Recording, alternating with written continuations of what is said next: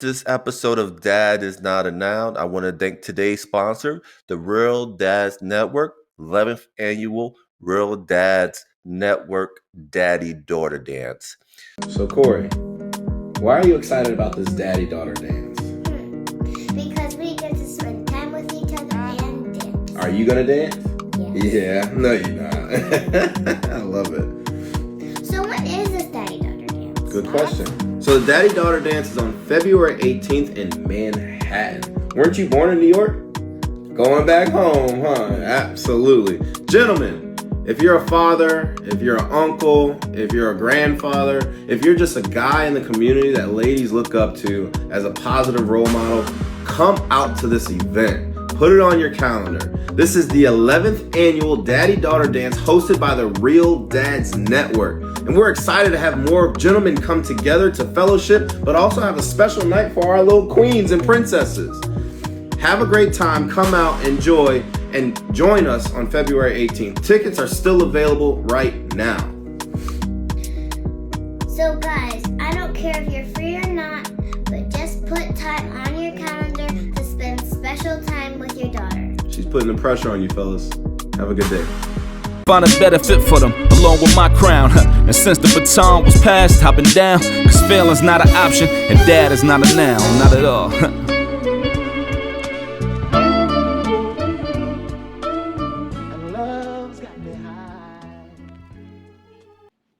Welcome to another episode of Dad is Not a Noun. My name is Ishmael, changing the narrative for men of color and fatherhood, as well as changing the narrative on the things I care about. And today, what I care about is my good homie. I wanted him on this podcast for the longest time, and he's with me today. Is the one and only. He's a father, husband, dope lyricist, mentor. Man, this brother wears many hats, and I'm just happy for him to come on the show. My good brother from the West Coast. I think right now he resides in Las Vegas, but his home is always going to be in Cali. The one and only, the good brother, Definite Mads, is in the building. Hey, Def, thank you for coming on, bro. My what an intro. first question, bro. How's your heart, bro?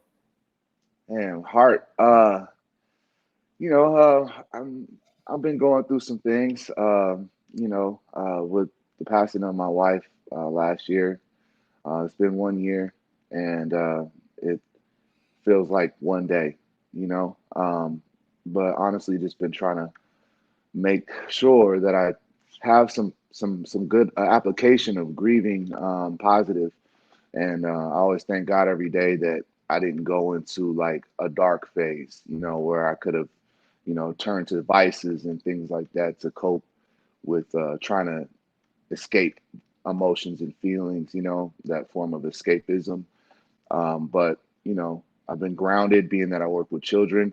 They don't let me have a bad day. You know what I mean? They just come up and give you a big hug, and my heart is okay though. Considering all things, bro, like it could be way worse. You know what I mean?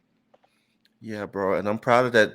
I love that how you challenge your energy, because sometimes what happens is, people will challenge that energy into something negative where they can harm themselves or harm other people. But I love how you channel that energy into like that passion to mentorship and teaching. Because for the longest time, I've known you, like your first love is teaching. So where did this passion come from teaching?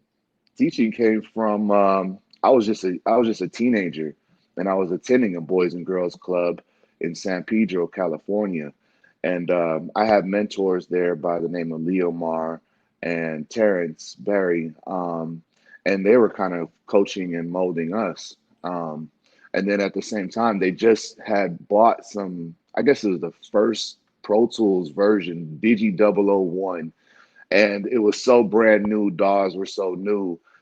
We were all just trying to figure it out, and so as like a teen, like 17, 17, 18, about to graduate, I'm just now learning how to use Pro Tools in the DAW. And being that I was one of the first at the club to kind of learn it, then all the other, students that were younger than me by 4 or 5 years, or my peers, would want to like learn how to do it. So once I graduated high school, that was one of my first jobs. Was they hired me on to run a program there. So I'm like at the age of 19 already sharing my knowledge and sharing things with others that I learned. You know what I mean? And then I also, by the age of 20, I became a youth minister for junior high kids. So that kind of like tied in to the whole like fold of how to work with youth, how to speak in ways that are actually going to get the message across to them, you know, and relate to them. And then, like, where did that just that encouragement and that follow through to take that leadership role responsible? Because sometimes, often, some people that's leaders, they don't know how to lead. You know what I'm saying? So how were you able to, keep that navigation of being a leader by example? You know what I'm saying? I feel like personally throughout the journey developed those skills because I wasn't always in that role. I was heavily as a teen a follower. You know what I mean? As a young man, as a young teen, I was a big follower, and I found myself in dark places because I was trying to emulate what other people that I thought were cool were doing, but it wasn't me. It wasn't my spirit. It wasn't my character. Um, I want to say my spiritual journey through attending church and getting spiritual introduction through Christianity kind of grew that. And I want to say the most pivotal moment for leadership for me was when I was just getting into church. I had a youth pastor and the pastor had left. He had built this culture that we were all accustomed and used to like once a week on Tuesday nights. We all the teens would get together, and it was our thing. You know, that was how we praised God and how we felt comfortable. Um, he had left for other endeavors, and we were without a youth minister for a long time. They couldn't find a proper replacement. So I was like, we ain't about to let this youth group die. I was like, so we're gonna like do it all ourselves. And that was the beginning of my journey with exploring pastorship and trying to carry on the torch and carry on the legacy of what we had as a culture. You know what I mean? And another thing is in high school when we used to battle rap. I used to battle rap in high school with Blue and Miguel would be there and stuff like that. Just crazy stories. But um, we used to have these battles and then people would gather. It's like 50, 60. You know, it looks like a fight in a Right. school. You would assume a fight's going down in the middle of the circle. But then the principal gets in the middle and is like, where's the fight? There's no fight. You know what I mean? So then after a while, we got tired of them breaking up our battles, Right. established an official high school hip hop club. Right. You know what I'm saying? Got teacher sponsorships, blah, blah, blah, blah, blah. So we can have a classroom to do it in and all that extra stuff that goes along with it. And then we made it official. And then we started charging for people to watch the battles in the outside amphitheater. So I think a lot of that came out of like just me refusing to let certain things that I value die and then just pick up the torch and be like, nah, this ain't gonna, we're gonna do this. True that, true that. But also talk about because you were talking about how like back in days how you used to freestyle, Yeah. and can you just break down that the difference between what's freestyle, meaning on top of the dome, Okay. from joints that's written? Ooh. Because a So lot yeah, of people get yeah, that mixed up. Mr. Like Shoe, they, like over the years. yeah, And then it even becomes more passive now, where it's like, yeah. oh yeah, I mean, he didn't like write it right now, or he didn't, like he's off of the head, off the top of the head. So what my understanding from when I grew up and practicing hip hop is like freestyle is you're making it spontaneous on the spot, and all the words are formulating in your brain as you are in real time. And then like over the years, somehow like people start getting away with reciting writtens, and they're like, "Did you hear that freestyle?" Da, da, da, and giving them credit, and then like people really that understood it knew that those were writtens and things like that. And it's just too much hate and energy to be like, no, that ain't a Right. freestyle. Like, that's just too much. That's like just so over the years it gets misconstrued. But these were freestyle battle raps where I didn't have nothing prepared. Maybe I had like some ideas in my head where if I knew my opponent, I would make sure I talk about certain things Right. because I knew it was coming, but I wouldn't write a whole verse and then bring it to the battle because then the battle keeps going and you're going to run out of things to say. So you got to be prepared to say something fresh, something new. And if they clap back at you, you got to be able to return really sharp and really fast. So that was what I loved about the sport. You And know? true. And have you ever had like a challenge where I know one of the greatest freestyler of all time to me is Supernatural, Supernatural, hands of out to me. course, He's like number one. of course. You know what I mean? Have you ever been in like a challenge where someone just like said, "All right, make a freestyle about that sign"? Yeah, yeah, yeah. That was literally what it was, and I think that was one of that era of me practicing freestyles was the sharpest I had ever been, because your brain is just used to coming up with lines so fast. Um, we would like get out of school, freestyle on the wet walk home, and just be rapping about stuff that we see in the community and the environment on the way home. Or, here's the Pizza Hut, and then start rapping and rhyming with Pizza Hut, you know what I mean, or just whatever the case may be. But those were the scenarios that we were in, and it felt good. I'm actually trying to work a little bit harder at it right now. Hey man, you're a mentor, you're a leader, so you gotta lead by example. So you're gonna have to. Yeah, yeah. No, no, I have to. I have to. Because I'm gonna be like, look what I've been building. You remember how whack I was last week? But That everyone has freestyle those bad days, bro. Facts. You can't. No one could be like LeBron James has his bad days, even though people shit on LeBron James. But he has his He's bad still days. dropping triple doubles in 40-point games, bro. Like, Yeah, yeah, it's and people ridiculous. still shit on him. I could never fan on that. But also the reason why I brought that up because I think that's important is to adapt. Yeah. And how did that help you in your life of adapting? Because again, when you're a freestyler, like there's like make a rap about that sign, make that rap about that Coca-Cola. So you have Yep. to adapt to what they're pointing to. So how did that apply to just your everyday life, man? Because I know it had to. It's like stay ready. You know what I mean? Stay ready. You had to be sharp. And that was a very arrogant phase of my life too, though, because we were sharp. Because I would pop up at a venue and then approach another. Oh, you rap? Okay, spit something. All right. Man, that was written. Let me get you real quick. You know what I'm saying? Right. Like, it was actually frowned upon in a cipher if you recited something that was written and we knew it. You know what I'm saying? And it was like, all right, well that's cool, but I'm about to destroy your written right now with something off the top. And that was a form of superiority. Like, I didn't have to sit down and take an hour to write this. It within seconds I can destroy you. Right. So I love that competitive nature. And to answer your question, it helped me prepare mentally for anybody and anything. I'm in a way less competitive mode right now. More of my competition is with myself. Right. You know what I'm saying right now, because over the years I realized you could compare yourself to other people all day, and you could always feel like you're in some form of competition while working on yourself, but not directly because that's not your intention. You know what I'm saying? There's other ways we can work on ourselves and challenge ourselves.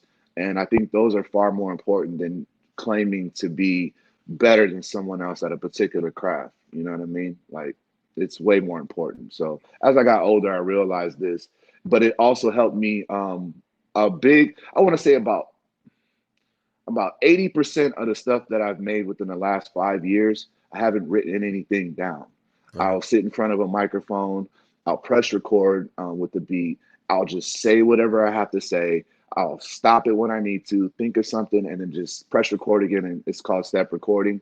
But, I found that to be efficient with me being able to formulate things. it's almost like writing, but you're just bypassing the step of writing it down. And I Right. literally just say what it is instead of writing it down. Right, because But I think Jay-Z does the same thing too. he does the When he same. doesn't write. Like a lot of stuff circulates through his head. Like he'll be in the booth and he'll just spit it out. And Yeah, where did that you was write it largely down? inspired by that story. Like what I had heard as a story, and everybody would question, like, nah, that can't be true. That can't be true. But when you got an engineer pressing the buttons for you, you know what I'm saying, and they're paid top dollar, they're gonna do whatever it is. Hey, stop it right there. No, bring it back. Another. All right, hold it. Give me a second. And you got time in the booth. You can do that for sure. It's not a problem because I do it at home. And can you apply that to being a father? Because I think it's the same thing. Punching in. Yeah. As a father, man, you got to be able to freestyle a lot of stuff because we don't get manuals. Now you could say that there's parenting books. You can read the parenting books, and those are manuals. No, the fuck they're not. You know what I'm saying? Because every kid is different. You know, every culture is different. You know, and when you're raising children, you don't know what their personalities are going to be like. So then even that's an adaptability change that you have to be able to be flexible with and open to accepting and dealing with. You know, I got one kid that's a super straight A scholar. I got another one that's struggling, but they're a social butterfly, you know what I'm saying? And the other one is more introvert, you know what I'm saying? And then it's just, you never know. And so you kind of have to change your parenting ways based off of each child's needs and their personality types, you know, in order to properly help them grow. And I think a big part of identifying your children's differences is realizing that each personality will have some form of weaknesses. You know, you got your introvert that's not social. So now I got to work on his social abilities. And, you know, now I got to work on my social kids, the scholastics, you know what I'm saying?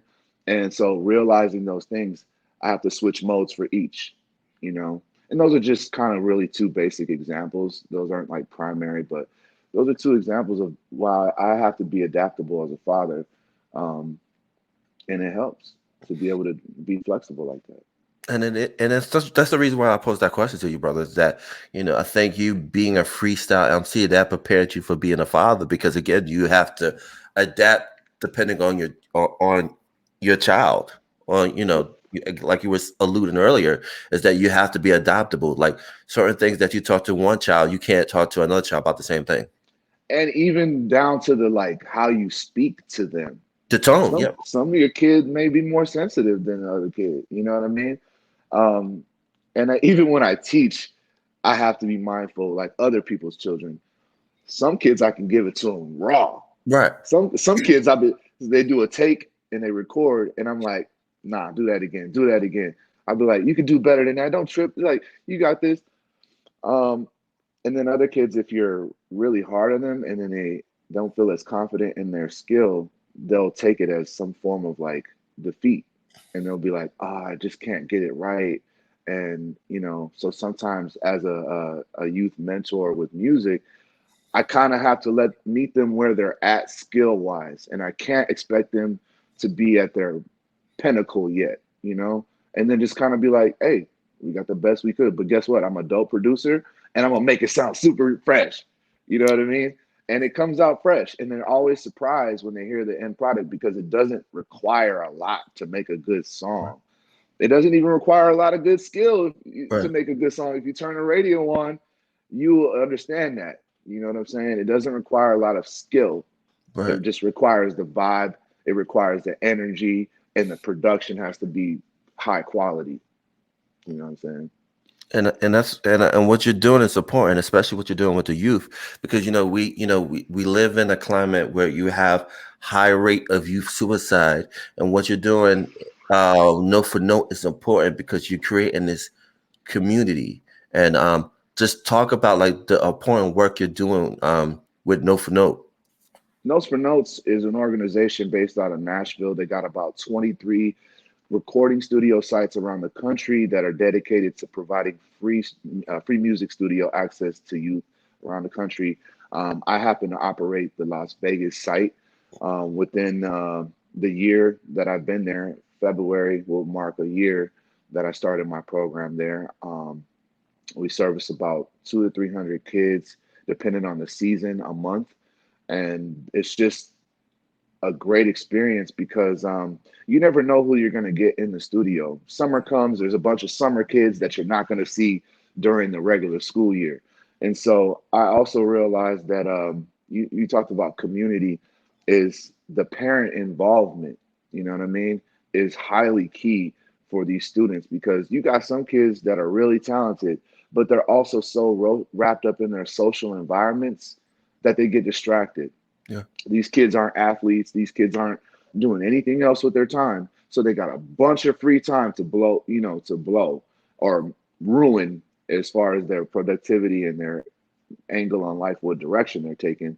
So I'm not their parents. I can only coach them. Right. You know what I'm saying? But keeping them in check is the parents' responsibility. And I think that that's made a good impact. What I've been doing is making a good impact on the community, because it lets the parents know what their kids are really interested. Because some parents don't even know that their kids are that talented. Very true. You know what I mean? Or they have particular skills and they're like, I need to nurture this. So you get a guy like me that comes in and finds that, and maybe one day we're doing karaoke and the kid gets up there and starts killing it. And I'm like, yo, what was that? And then we start having this conversation. You ever thought about doing music? You ever thought about getting in the studio? You ever thought about writing songs? No. Well, let's try it. Just give me one shot. And you know what I mean? And usually that one demo will spark something in them. And when you see that spark in their eyes, you know what I mean? That's me. Yeah. Yo.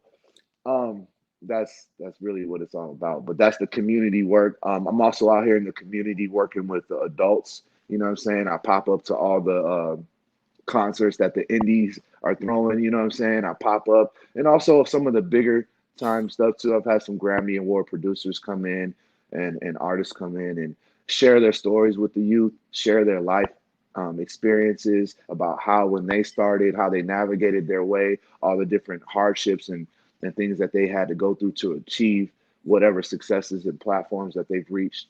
I've even had them come in to critique the kids' songs, give input. Even had one guy come in and like touch up a mix. He's a master engineer. Wow. I'm just like, yo, I've never had a Grammy engineer come through and touch up my mix when I was 15. For real. Like, these are the types of impacts. Bro, did you get kind of worried? Like, am I going to get like a bill? Am I going to get a bill in the mail? What's like, charges for this, dog? Do I gotta pay your royalties when we drop it? Like, nah, because but on the real, these people come out of the purest of hearts. Wow. I've reached out to a lot of people, so you start to see who has the heart. How do you say no to an opportunity to give back like that? Yeah. Or just ignore it and not say no. Just kind of ignore it because you don't want to say no and come off like that, But the people that do say yes, they come in with the purest of hearts. They take time out of their work schedules. They're not getting paid for this. Right. You know what I'm saying? And a lot of the times they get more out of it than the kids do because they never had an opportunity to give back in this capacity. You know what I mean? True that. True that. And then also, sometimes do you feel the pressure? Because you see more and more, if you go around the different states around the country, they're cutting after school programs. Yep. So more and more like what you're doing, you're becoming that crucial piece in community that after school programs used to be. Because now when you think of after school programs, it's basketball, football, or they keep it traditional. Whatever. It's just sports, and that's it. And once in a while, you'll find different things. So, what is for you? Do you feel like that's frustrating, or do you feel like that's an opportunity? It is frustrating. They always try to cut things that are meaningful to the community first. You know what I mean? And I feel also personally that like when we get into the arts, like you said, it's the first thing to go. And these are the forms of creation that are going to be healing for us. When artists sit down and draw something, it's a form of expression. Maybe they had some turmoil going on inside and they needed to get that out. And then when they create this piece, it symbolizes whatever turmoil and they've kind of had some form of release. You know what I mean? But these are the first things to go. And the same thing with arts and music programs. Now, me, I am a big advocate on recording arts because it's more of a modern concept, as a program. Before you're thinking like classical trainings and jazz band and, theatrical compositions and stuff like that, because those are seen in the eyes of, educational systems as worthy of funds and stuff like that. And we know the reason why that's like based on European, and it's that could be, demographic based and all that too, so for more of street kids that grew up in the hood on the block, people that have hip-hop culture, growing up in hip-hop culture, and I don't want to limit to that in my statement because I have kids that do punk rock, EDM, all that stuff. Where do they have outlets? Well, they're not gonna sit and play Bach. I'm not saying that they wouldn't or couldn't. I'm just saying they're not interested. So you have to present something to the communities that the kids are interested in. That way, it keeps them off the streets and it keeps them out of the things that they could be destroying their lives with. So yeah, it's very frustrating hearing about all these cuts and all these things like that. But I also feel there's a lack of advocacy.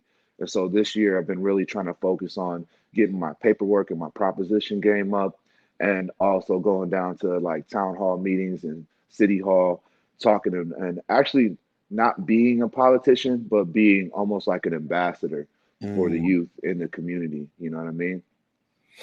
And then how can people help out? Like what can like ordinary people do to just spread the word, man? I think what ordinary people can do, if you're not in the industry and you're not serving in some capacity where you could come in and donate your time to give something in an educational fashion, is to follow me on Instagram. It's DEFMASS, and just start sharing the content that I post. I always post the engagements, and it's gained a lot of traction, and people start becoming more aware that it exists because there's literally a $60,000 studio in Las Vegas dedicated to the youth, and not a lot of people know about it. Actually, it's the only one in Nevada, period. Wow. So that's also disheartening, right? So it's kind of like, just reposting, sharing, liking, commenting, all those things start to add up because when people see the traction, they're like, oh man, this is really bubbling. And not that it isn't already, but with people support and the community support, it gains more traction. You share it, 100 more people see it. You know what I mean? Like, this is how it goes. That's true. And then like action wise, like what can people actually do like action wise? I know we can share, donate, they can donate if they want to. I got some donation links that I can post up. You know what I mean? I'm not sure how we'll do it on this particular interview. Maybe we can drop it in the detailed descriptions and stuff like that. But there's donation links and things like that go directly to the studio of Las Vegas. And we're able to use those funds to buy resources. So like if we go on a field trip or something, we have the means to actually get the students there or give them food for the day while we're out on the field trip or, certain things like that. And the reason why I bring this up is, again, like we were talking about earlier, is that you have your state cutting these school programs, and what Definite Mass is doing with his team is being that person that's keeping those programs alive, that's funded by public dollars. Just like what's keeping PBS sustainable is a lot of that money from PBS is public dollars. Yeah. And so if those dollars don't come in, they won't be able to provide those services for those kids that need it. And he provides the service for almost 300 kids. And that's bonkers. So some of the things that just people have an idea of some of the things that I've done over the last year with the students is the West Las Vegas Library has a huge theater, 300 capacity, like big, nice light stage and all that. We did a whole summer jam, and I basically rolled together a show of the best from the 13 different boys and girls clubs that are throughout this region. So I one from each site, you know what I mean? The best of the best. Big stage, big sponsorships going into this. Also, through the friend of DJ Mac, shout out DJ Mac, he was able to get me in contact with one of Drake's engineers, Luca Predalesi, this Italian brother out here in Vegas. And I'm mad because I didn't know the studio was even out here. I've been out here for like 5 years. So he's like, yeah, Luca's got a studio. He just mixed Drake's last album this year. And I'm like, Word? what? He was like, yeah, he said, bring the kids down. It's all good. So we loaded up a van of about 11, 12, brought them all down. I haven't posted the clips yet, but I will. I'll get to it. But man, this guy also engineered like Turn Down for What, just really, really big hits, man. And Wow. it was very, very humbling to see how like calm and like respectable and nice and how much he wanted to care and give back to the kids. And it was just a shocker for me because I was like, a lot of times when I think about big, big names, I like being an underdog my whole career. I always felt like these people are just kind of like, nah, we ain't messing with them. Why would we want to do this and give back? And blah, blah, blah. But as the year rolled on, I realized that a lot of people do want to give back. And they just, either it's not on their mind, but most of the time they don't know how. Like, what you going to just roll up one day and just, surprise, boys and girls, I'm here. Bring like 12 kids. You know what I mean? Yeah, it just kind of seems informal and like kind of like it could be done in a better fashion. So that's where I come in as a medium to facilitate these types of experiences for the youth. We also brought a youth, our Compton youth. So I also run one in Gardena, Compton, California.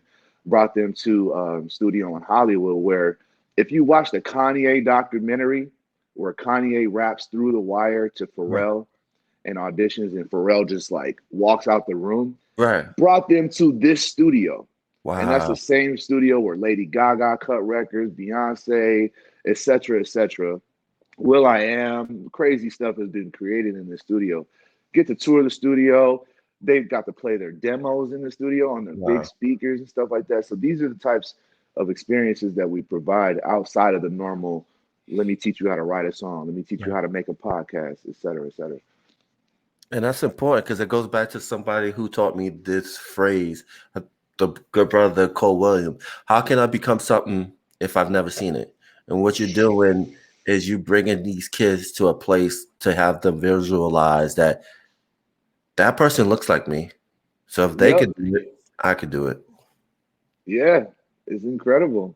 And not only that, but I try to diversify the experiences when guests come in. So it's not just artists, singers, rappers. It'll be engineers. It'll be artist managers, you know.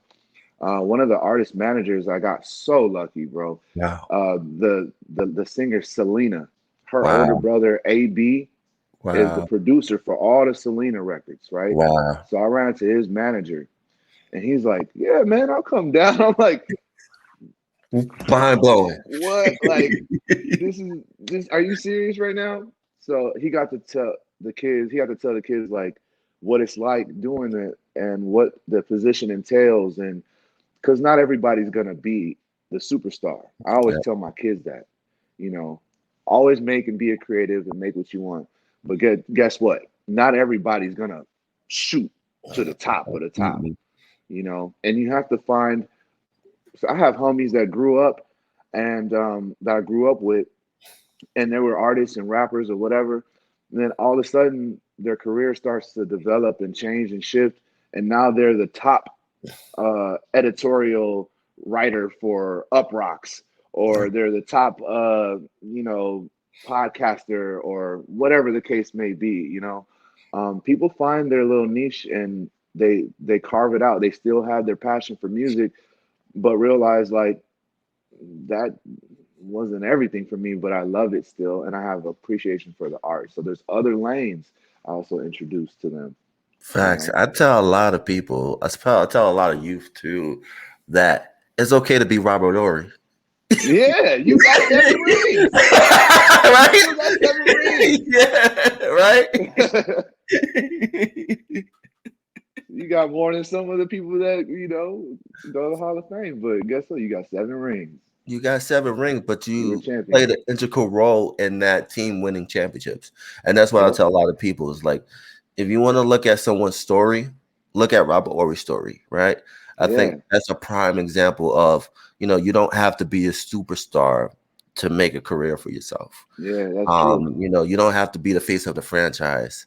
Yep. But at the same time, you could be an integral part of that franchise. Yeah. And every franchise he's been to, he's been an integral part. If you go back to the Rockets, if you go to the Lakers, Big Shot Bob, you go to the San Antonio, Still, same. he has one of the. He is that guy. He is that guy. Yes, you know what I mean. Shout out Robert Ory. For real. And shout out to Steve Kerr, because Steve Kerr is that same guy. He's the same dude too. Right. And he could have just been like, I'm about to retire. I got to play with Jordan, blah, blah, blah, blah, blah. But here we are, running championship runs with the Warriors. Yeah. You know what I'm saying? Found his little, maybe, I'm sure when he started off, he was like, I'm a baller. I'm going to the NBA. Yeah. And it wasn't in his mental to be like, I'm going to be a head coach and take another team to the championship. How many rings they got? Yeah, what, 3? I don't know, but yeah, at least 3, 4, whatever. Yeah. Now he's continuing on his legacy in another form. Yeah. And I think that's the one thing that if people get from this podcast is that, you don't have to be the face of something. You can make a good living by doing something you love. Let's say if it doesn't pay, it doesn't mean it doesn't pay you out, but also remember there's always options. Dude, a lot of the times the other guys get paid more than the superstars. Yeah, seriously. The executives and the guys behind the scenes. And for real. Yeah. Facts. So, I mean, if it's about bread, be behind the scenes. Yeah, that's where the money is at. Seriously, you ain't lying. Like those behind the people are well needed in that arena. Yeah. The attorneys, the accountants, the managers, the publishers. So all of that counts.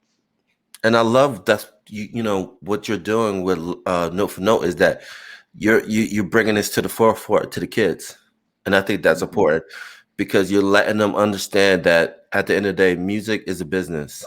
Whatever art you're doing is a business, and so applying that element, I think, is important to it. But before we in this conversation, bro, talk about, I know the real talk right now has been talking about AI and artificial intelligence and everything like that. Like, what are your feelings of AI and music? Because I've seen a thing going on right now where there's a platform right now where AI is writing your own lyrics. Yeah, I'm not afraid of AI, but I feel like throughout time, we're going to start seeing the shift into the meta world. We're probably the last generation that's going to have the knowledge about the value of living in real time, because the kids are already super glued to their phones. They spend a good portion of their days online. And once online becomes more of a, like, there's actual places to go and experiences to experience, as your little avatar, people are going to spend more and more and more time on that. I look at it from the slippery slope perspective. I don't know how long that's going to take, but as you already know, they're already developing real estate within Meta World. Right. So AI and AI characters, you remember, I believe it was Capitol Records that had came out the with artificial, that, I remember the that. artificial artist, and when it came and made this whole like controversy. The world's not ready yet, but that's what we're leaning and going towards. Right. Because during the pandemic, there was a lot of stuff where there was digital appearances.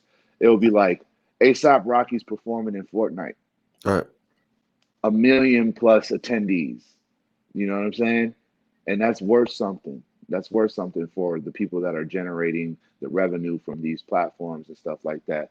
So all these things are very real. And to create a fake artist or using AI to generate lyrics to get a microwave fake version of an emotion, I'm not saying that it wouldn't still be real, because there's still words, and depending on the artist, they could take those words and Right. make them feel real. But I don't think anything is ever going to replace the authentic human experience. Right. That's just crazy No, I feel to you me. too. I feel you, and I see it as, you could probably um copy the lyrics of Jay-Z, but you're not gonna copy the actual thoughts of Jay-Z, or the Nope. same thing as Definite Mouse. Like Yeah. AI is not gonna be there while you're writing the lyrics on your pen and pad, or the That will emotion. require the entire download data of your entire brain memory and Yep. all of that. Like it would, or something crazy where they would like analyze the tones of your voice and fluctuations, and then take all the lyrics you've ever written and recited and recorded, and take all the words into data to then formulate something. Like, I And mean, that's it's not not gonna happen. impossible, But that's not but gonna happen till like 40, 50 years from now. yeah. If that's that next level of AI, that's not gonna be happen till 40 or 50 years later. That's how I feel. You know what And I'm I saying? personally feel it's possible now, but what they're willing to expose to the public is a whole nother thing. Same thing like cell phones, Yeah. and shit like that. They're all military technologies before we even got the access for public use. You know what I mean? And they're still technically military devices, because they're able to track you and hear everything that you say and Yep. do. You know? Yeah, facts. But bro, let's talk about the music, man. You got the joint. I can't let you leave the podcast without talking about the music. Talk about Block Scholar, man. Talk about that, because I think that's the most current thing that dropped. Talk Yep, about Block that. Talk about Scholars Block is a Scholar, crew man. with me and my boy T on one, and Detail, you know what I'm saying? But he goes by Mr. Tibbs. And it's the squad, man. I produce all the beats on this particular project, but it's a trio of MCs. But the focus of this project and the crew is Block Scholars. So it's got like street themes, but it's knowledge based. So Mm, it's kind of like you got experiences from growing up in the hood, or different environments where there's a lot of turmoil and stress and violence, and it could be anything from growing up and then realizing your parents are on dope, you know what I'm saying, and how we grew up dealing with that, type of thing like that as a kid, um, and navigating your way through neighborhoods and environments like this without totally subscribing to that lifestyle. So I think that that's good and important, because a lot of information that the students receive through music is just kind of like, yeah, we're endorsing this, right. we're endorsing this lifestyle, we're subscribing to this lifestyle. So the youth grow up emulating it, and it's kind of like T calls it counterculture. Yeah. There has to be some kind of other supplement for them, and there is such a thing as youth that grow up out of the hood, and they didn't become gangbangers, and Yeah. they became software engineers, or they became entertainment lawyers, or they became whatever else, or they became world class skateboarders, or whatever. You know what I'm saying? Like, there is a story for them too. You know what I mean? It's not like we don't want to paint the stigma of everything in our neighborhoods is going to be violent and dangerous and a detriment to society. Like, so that's the approach to the project. And it's a fire project, and that link to the two joints are gonna be that's on YouTube. That's gonna be in the description below. Bro, I appreciate you coming on the podcast, man. Thank you, man. I Alhamdulillah, know brother. it's 9 o'clock a.m. your time. It's So, cool. That's not bad. it's Sunday is a rest day. I don't know if you're a Yeah. 49er fan. I know you're probably getting ready for the game. Nah, my team got smashed, bro. I'm a Viking, but I'm just used to it at this point. We had a stellar season, and it just I already knew. I was like, Yeah, just blow it off, just like the Cowboys. You, yeah, you yeah, you know it's gonna happen. yeah. You're like, yeah. Who's your squad? Man, I don't even have a squad, man. I'm gonna No. be honest. Um, I haven't been a big fan of football since the days of the Walter 49ers with Payton. Joe Montana, Oh, Jerry okay, Rice, yeah, and that stuff. And ever yeah, since that time, the only time I watch it is like the fourth quarter. Cause hmm I ain't gonna lie, sometimes it's boring, dude. It's it straight up is. boring. It's Yeah, you like gotta watch it down. you punt hmm you don't score, you punt the ball. They don't score, you punt the ball. Another time it get really exciting, it's like if it's a close game in the fourth quarter, and then I Down watch to it. the wire, like, oh, you Yeah, can see everybody's yeah. like I'm racking in their it. brain. I'm Yeah, engaged to see what happens. But before that, I'm like, yo, I'm like, I'd rather watch C-SPAN. yeah. You gotta watch the like Super Bowl or like at least the last, the conference finals and stuff like that. And I know I probably get a lot of hate. He's like, what are you talking about? Football's the greatest game ever. I'm like, all right, whatever. So I do the same thing with basketball too. I'm not about to watch all 82 games and then arrive. The playoffs come. Yeah. Look, this is who made it. Like we're gonna see who's who.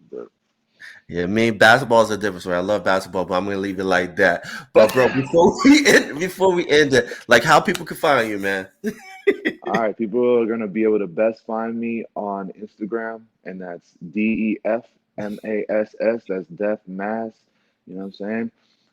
And that's my main platform. So Instagram or YouTube, you can definite the MC, and that's where all my content for my artistry is posted. So you can check it out. Or Block Scholars Music on Instagram. Yeah, put that Block Scholar on heavy rotation. It's fire. Block Scholars Music. Yo. Put that on there, man. You need some education in your life, so you play that. But bro, I appreciate you, man. Thank you. This has been another amazing That Is Not a Now conversation. Follow me, YouTube, Spotify, Follow iTunes. this man. He's amazing. No, I'm not. I'm just an average though. Just And the trying vessel, to you inspire people. facilitating. My bad. I didn't mean to ruin your drop. I'm just the quiet dude that just assists, and that's it, man. That's it. That's all I do. I'm like the John Stockton podcast. One hell of a. That's between us. But yeah, just follow us, follow this man, and we're out. Peace.